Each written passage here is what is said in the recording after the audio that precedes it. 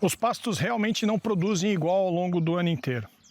Isso é determinado por características climáticas, especialmente a água, a luz e a temperatura.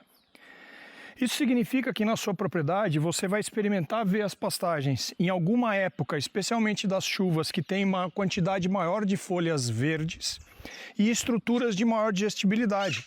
É por isso que os animais vão ganhar mais peso.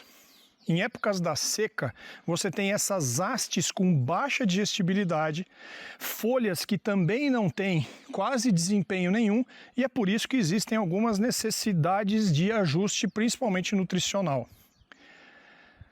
Eu estou aqui numa área de laranja, isso aqui é da minha família. As árvores, quando ficam um pouco maiores, pouco é o padrão de mudança na estrutura dessas plantas. Essa árvore pode, no máximo, ter um pouco mais de galhos extras ou engrossar um pouco mais os galhos, mas em tese é mais ou menos um stand, uma condição meio constante disso. Basicamente existe uma queda de folhas em épocas de estação do ano diferentes, mas a diferença é que nós vamos fazer uma colheita ao longo do ano. E quando nós estamos trabalhando com pastagem, são várias as colheitas que a gente faz desse pasto ao longo do ano, especialmente nas épocas das águas. Então esse padrão de transformação do pasto, ele é muito maior do que uma planta perene.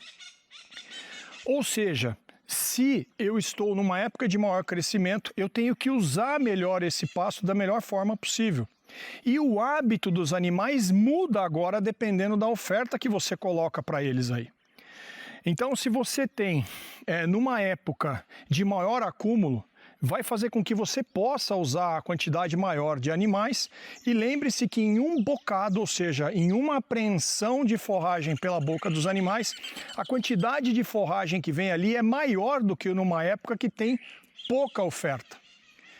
Isso diminui o período de pastejo, ajuda no período de ruminação e aumenta o período de ócio, que é um período que eles não fazem absolutamente nada. Em outras épocas, com menor oferta de forragem, você precisa entender que diminui a seletividade ou você vai ter que entrar com o uso de algum tipo de suplemento mineral. Em épocas de transição, por exemplo, quando você está saindo de um período da seca e entrando no período das águas, normalmente a primavera, você ainda tem nas plantas as touceiras folhas ainda que estão mortas e algumas folhas já verdes.